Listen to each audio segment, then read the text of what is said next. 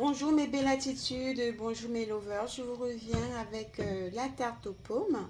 Pour ce faire aujourd'hui, nous aurons besoin environ de 6 à 7 pommes. Là, j'ai fait découper déjà grossièrement et j'avais une poire qui traînait dans le frigo, alors je l'ai rajoutée.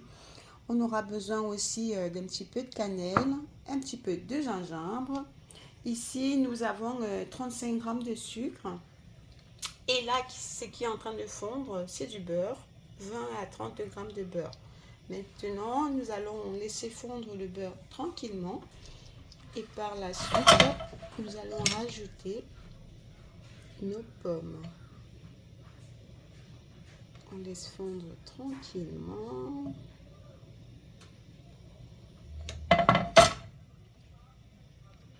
Donc notre beurre, il est quasiment fondu. Je vais rajouter les pommes. Et je vais faire revenir dans notre beurre.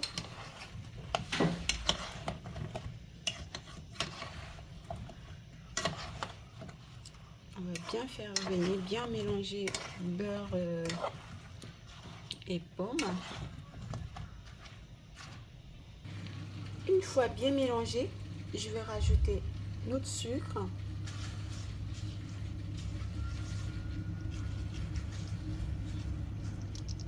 Alors, et on va laisser fondre. Je vais rajouter aussi notre cannelle. La cannelle, c'est facultatif, hein, c'est au goût. Je rajoute un petit peu de gingembre, environ une demi-cuillère à café. Et on va mélanger tout ça. Donc là, j'ai bien mélangé nos pommes, sucre, beurre, cannelle et un petit peu de gingembre. On mélange bien. Donc, on va laisser un petit peu caraméliser sans pour autant cuire les pommes. Hein. On va juste laisser suer un petit peu. Et pendant ce temps, je vais apprêter notre appareil pour le fond de tarte. Alors, pour notre appareil, nous aurons besoin de 40 g de sucre, 2 œufs et 20 g de beurre, 100 g de poudre d'amande. Allez, on va mélanger tout ça et à tout de suite, mes lovers.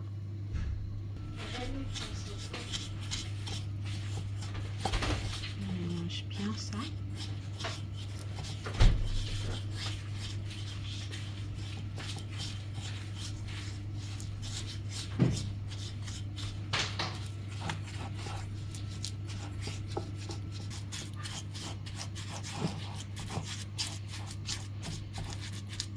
On va rajouter les œufs.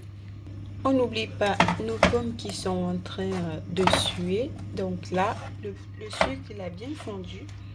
Donc, on va arrêter le feu. Le but, c'est pas de complètement rendre nos pommes de terre en compote. C'est vraiment de les laisser suer un petit peu jusqu'à ce que le sucre fonde. Donc là, on arrête notre feu. Et on continue avec notre appareil. On a rajouté nos œufs. Là, pour le moment, j'ai mis un œuf entier et un jaune d'œuf.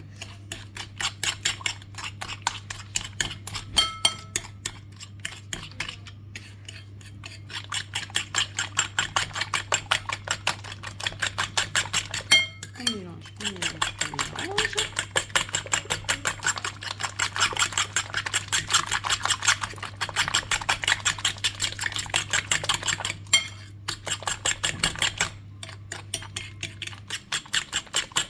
Pour les personnes qui aiment beaucoup sucré, j'ai oublié de le préciser, vous pouvez mettre environ 100 g de sucre. Mais pour moi, comme les pommes, elles sont déjà sucrées, ce sont vraiment de belles pommes que j'ai choisies. Je n'ai pas besoin de rajouter trop de sucre. Donc là, on va rajouter nos amandes.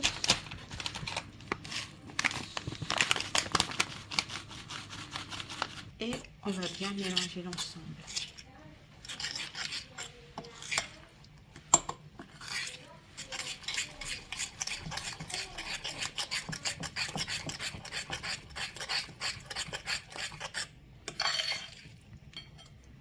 Voilà, notre appareil, elle est prête. On va mettre de côté. Maintenant que notre appareil est prêt et que on a fait ce qu'on voulait faire avec nos pommes, nous allons sortir notre pâte sablée.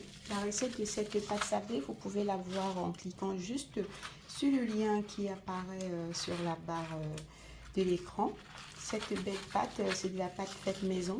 Elle est très facile à faire. Donc là, on va l'étaler tranquillement.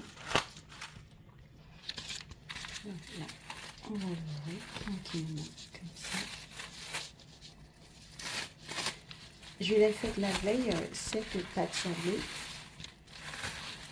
Comme je savais que j'aurais besoin de m'en servir pour aujourd'hui.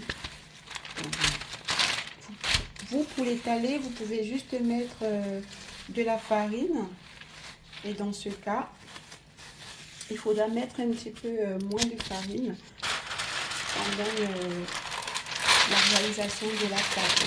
Donc là, je mets comme ça.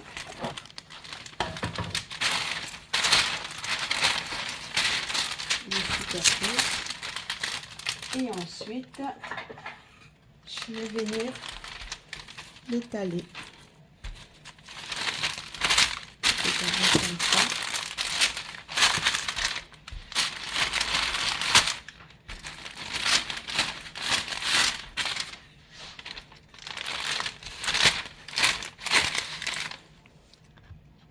Donc là, notre pâte, elle est étalée. On va enlever le premier papier cuisson dessus. Et voilà. Et ensuite, on va poser notre pâte dans notre moule à tarte que voilà.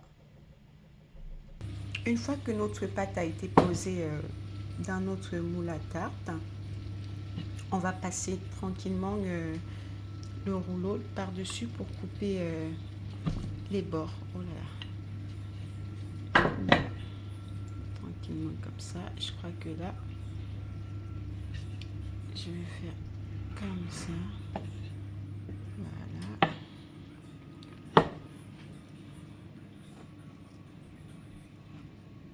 Comme ça. Voilà. Et ensuite, on va rectifier un peu tout ça.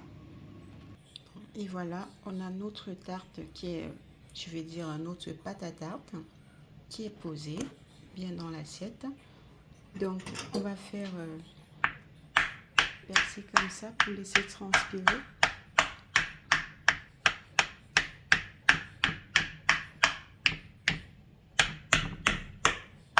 Et ça sera parti pour un autre tour au frigo pour environ 10 à 15 minutes. Et je vous reviens ensuite. Donc, de notre pâte, nous avons eu ce petit reste de perdu, mais qui n'est pas vraiment perdu. On va mettre au frais et ensuite, je m'en servirai pour en faire des petits gâteaux sablés pour les petits.